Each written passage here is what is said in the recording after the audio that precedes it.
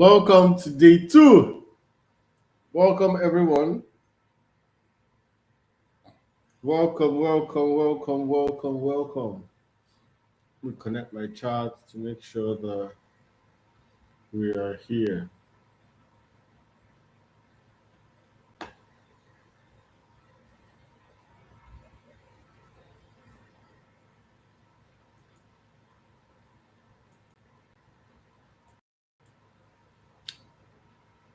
Good morning.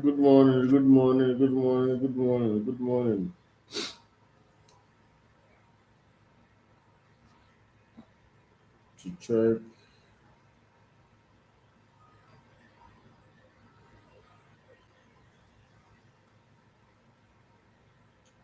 Good morning. If you are here this morning, just let me know where you are watching from this morning. Let me know where you are watching from.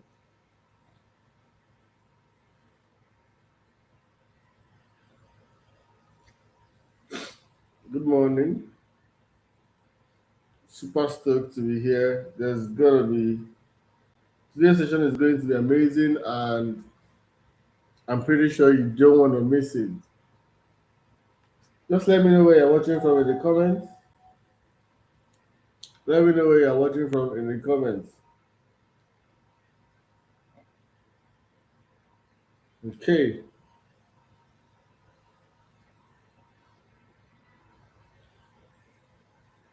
Welcome, everyone. Welcome.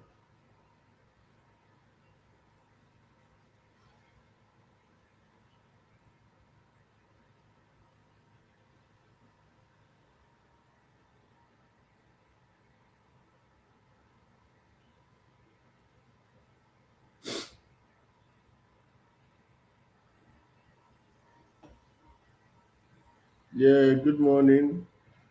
Good morning. Welcome to today's edition of the Tensai Morning Show with Chris. And today we're going to be talking about why your child cannot focus and why it is not their fault. We're going to be talking about why your child cannot focus and why it's not their fault. A lot of parents always come to me and there's always like, you know, my child cannot focus. In fact, if I had a horse, sorry, if I had a coin for every time that a parent came to say, oh, Chris, my child is not focusing. Oh, this boy, they can't focus. They don't want to learn. They easily lose concentration. If I have a dollar, if I had a dollar for each time the parent came to me with that, I'll probably be competing with Dangote right now. I'll probably be competing with Dangote. It is such a common problem. It is such an everyday problem. And I'm pretty sure that you can relate. Yes?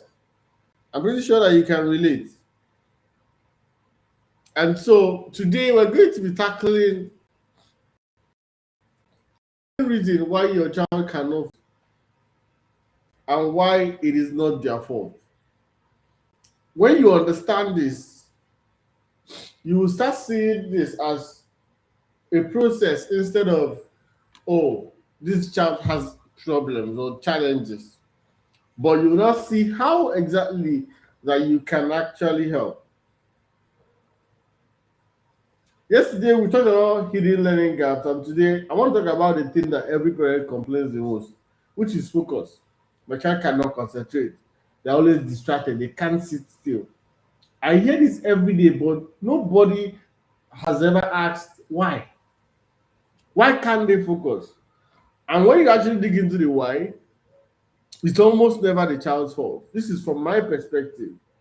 From what I've seen, everybody asks why, what is going on? Why is this child not able to concentrate? But the very moment you start asking, okay, why? Why is this happening? You start seeing that, this is not even this child's fault. The reasons, the reasons are not exactly what you think. So the first thing I want to share with you today, there are 3 things that are killing your child's focus. But before we get into that, I want to first share with you that number one, focus is not a trait, it's not a follow come habit. In fact, the average person right now is very distracted. Even as adults. And it's not a function of what are you thinking about or what is going through in your mind. It's more or less about how are you able to maintain that focus for a period of time on one task or on one event. So focus is not a skill. Sorry, focus is a skill, not a trait. Nobody come with focus. So if your child can focus on YouTube or cartoon for 3 hours, but not homework for 20 minutes, that child is not broken, or the child does not lack focus. There's something else, right? I mean, it's the same brain that he uses to focus on cartoon for 3 hours as he's supposed to use to focus for 20 minutes in homework. So how come that same child is not able to do that? It's because that skill has not been trained yet. It has not been trained yet. Focus is like a muscle. It's like a muscle. It is shaped by how it gets used. People that go to the gym, they will tell you that if you train a muscle the wrong way, that muscle will grow the wrong way. So if you train it from the outside, to go from the outside. If you train it from the inside, to go from the inside. So it's not that you don't have the capacity or that the child does not have the capacity to grow in that manner or to have that level of focus that you are looking for, is that it has not been trained and that the conditions don't support it. Right? So these are the three focus killers. In my experience, there are three things that kill a child's focus the most. There are three things that kill a child's focus the most. Number one is overstimulation. Overstimulation is caused by this. Overstimulation is caused by this. Screens.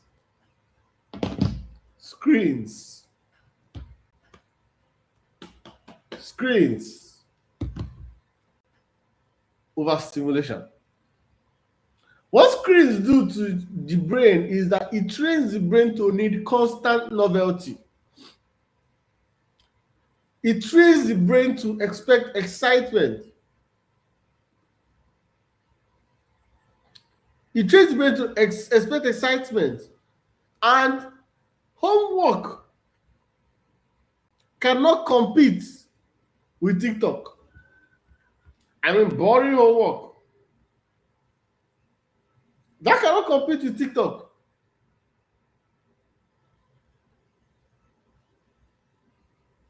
You cannot compete with TikTok. And so, like, you're expecting focus from a child whose brain has been cooked or overstimulated by the screens that you expose them to. So screens have what we call, they are very big on dopamine receptors. Their dopamine receptors is very large. And so when you hit, or rather when a child is exposed to too much screens, what begins to happen is that child no longer wants to do the boring, doesn't want to do the routine anymore, wants to keep scrolling. I mean, we do it all the time. We call it doom scrolling, where you will be on a phone, you just keep, your brain is not there, you are not using your head, you're scrolling, you're laughing, you're scrolling, you're laughing. It's killing your focus. Your ability to now stay focused on one task is killing it. And this is the same thing that we do with this kid. So as early as 2 years old, the child has a tab. 3 years old, they are dragging your tab with you. Why? Or when you are around them, they are watching you. They are watching you press on the phone or your devices. So they want to see what is mommy always doing on this bed. And then they pick up your phone. They pick up your phone and they start trying to figure it out. That's exposure. And then remember, overstimulation now kills their focus. So as you are complaining, as you've been exposing your child to screens, and then eventually they can no longer focus, and you're complaining, oh, my child cannot focus anymore. Can't you focus? What is wrong with you? Overstimulation. The second focus killers is no structure. No structure. And this is something that I teach parents. I found I've coached lots and lots of parents. In fact, a lot of parents this year alone on this. And structure is the most of the time the biggest bottleneck. A lot of families, a lot of parents don't prioritize structure. So what is structure? Structure simply means routine. So there's no consistent homework time, there's no dedicated space, there's no routine. So the brain never learns to switch into focus mode. I'm going to I'm going to move away from the point right now and explain something to you guys. You see, the way that, like I said earlier, focus is a muscle that you train. And how do you train it? You train it by feeding or doing the same thing over and over again until it becomes robotic, until it just starts working that way. So what happens is that you're trying to get your child to study, but today you're studying on the bed by 4 p.m. Tomorrow by 7 p.m. You are trying to get them to study at the dining. Next tomorrow after, you are trying to get them to study in the sitting room. There is no consistent learning structure. And so how do you expect that child to always be ready when you are ready? You said I went to the seminary, and one of the things that drilled into us at the time was routines. And I'm pretty sure that if I went back to that seminary now to go and check what they're doing, they'll probably be doing the same thing that they have been doing for the past 50 years. There was a time for studies, there was a time for sleep, there was a time for morning prayers, there was a time for lunch, there was a time for afternoon prayers, there was a time for games, there was a time for recreation, there was a time for snacks, there was a time for sleep. It's run like everybody at every given time knows. So when your brain knows what comes next after every given time, then your brain is able to switch into focus mode because it is not dancing around. That's one thing a study schedule does. I'm creating a program for this where I'm going to go in depth into this.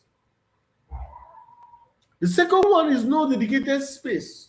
I'm currently recording this in my home office. I wouldn't be able to record this or rather be this articulate if I was probably, let's say, in my living room or in my bedroom. So the space that you expose a child to actually does a great job in configuring how that affects their brain at the time. So let me give you an example. When you want to sleep, you go to your bedroom. When you are on your bed, you're almost feeling like, okay, let me just go to bed now. When you are in the living room, you just want to relax. If you have a home office, when you are there, you focus. Dedicated space, dedicated time. That's what structure means. And one of the main reasons why your child has not been able to focus is because you don't have this or you have not created this in your home. Am I making sense? Does this make sense? Let me know in the chat if this makes sense. Let me know in the chat if this makes sense. Let me know in the chat if this makes sense. The third reason, the third focus killer is what I call undetected learning gaps. You know, yesterday we talked about learning gaps. Talked about the fact that his hand can go years and their learning gaps have not been identified.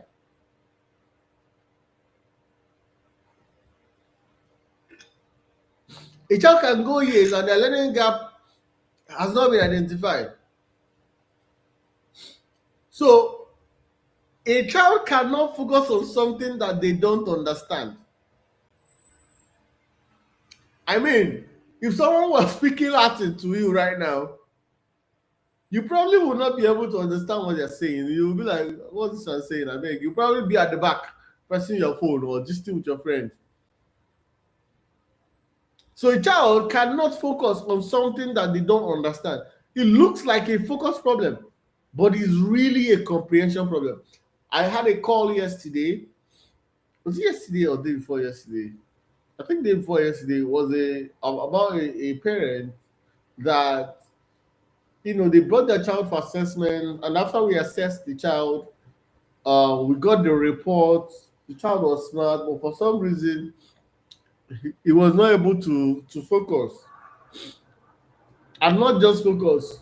He couldn't retain what he was taught, and the parent felt like, oh, this boy is not paying enough attention. And so, like, after after we did the assessment, while I was going through the report, I was like, I don't think that the problem here is because when I was not talking to the parents, I was asking them, so what do you think is going on? What do you, from your point of view, tell me what it feels like, what you see at home. And then when he said after narrating, I was like, man, your child does not have a focus problem. It has a comprehension problem. And because it cannot comprehend, it cannot stick. I mean, what you don't understand cannot stick in your brain. Right? What you don't understand cannot stick. And so you see how that problem looked as if it was one thing, whereas it was something else. So yeah, these are the three focus killers of assimilation, no structure, and undetected learning gap. So here's one thing that you can start doing today. I want you to go home today and think about is a time. And I'm saying this not because of the holiday. I'm saying this something that you can create that will stick for the next 1 month, regardless of whatever happens. Find a time. We call this the study schedule. Find a time, a block of time. It could be 20 minutes, it could be 30 minutes. Not long or not too long. Find a time every day when your child is going to study or when you're going to practice something with your child.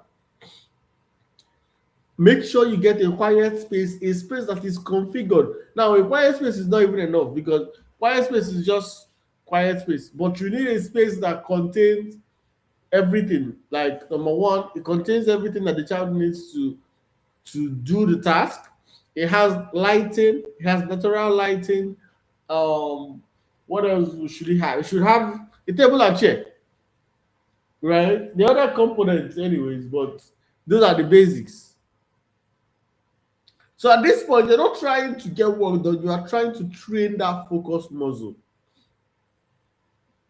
You're trying to train that focus muscle. And so, like, what you are really doing here is just to do this every day, same time, every day. No screens nearby. One task. Now, after a week, you can stretch to 25 minutes if you started with 20, or then 30. And within a month, you will start seeing a different child. Do you know why? Because you started training that muscle. Because you started training that muscle. Right?